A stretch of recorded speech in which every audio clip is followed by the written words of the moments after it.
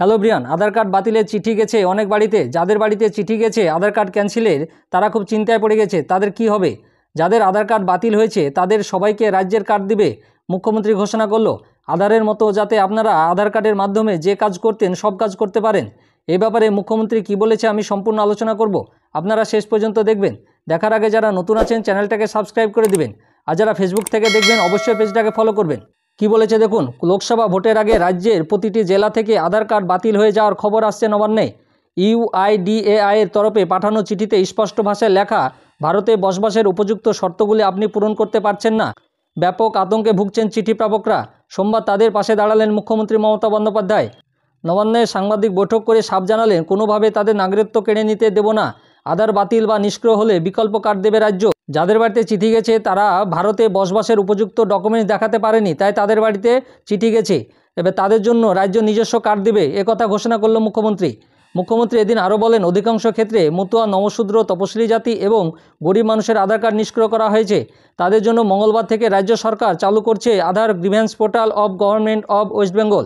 যাদের আধার কার্ড বাতিল হয়েছে তাদের বলছি, এই পোর্টালে নিজেদের নাম নথিভুক্ত করুন। সংশ্লিষ্ট ব্যক্তিদের রাজ্যের উদ্যোগে বিকল্প কার্ড দেওয়া হবে। এই কার্ড দেখিয়ে মিলবে সরকারি পরিষেবা।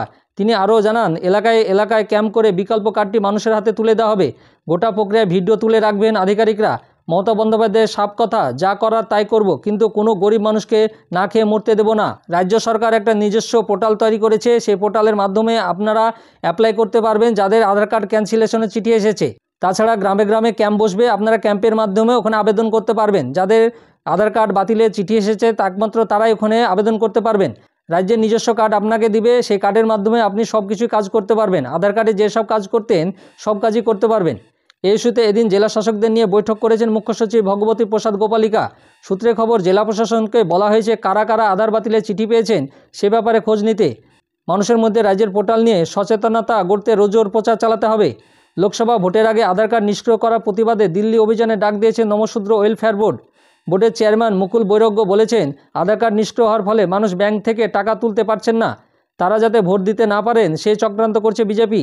এর প্রতিবাদে সোমবার উত্তরবঙ্গ থেকে পদযাত্রা শুরু হয়েছে। আগামী 5 মার্চ দিল্লিতে হবে ধর্ণা কর্মসূচি। এই ইস্যুতে মুকুলবাবুকে চিঠিও দিয়েছেন মুখ্যমন্ত্রী। জানিয়েছেন, বিচলিত হবেন না, সরকার সবসময় আপনাদের পাশে আছে। আধার ইস্যুতে এদিন ঠাকুরবাড়িতে বৈঠক করেছেন মমতা বালা ঠাকুর। বৈঠক শেষে তিনি বলেন, এরা মতুয়াদের গোলামে পরিণত করতে চাইছে। আগামীতে আধার কার্ড নিষ্ক্রিয় করার প্রতিবাদে রাজ্য জুড়ে ব্লকে ব্লকে আন্দোলন হবে। এতেও কাজ না হলে ঠাকুরবাড়িতেও আমরণ অনশন কর্মসূচি পালন করা হবে।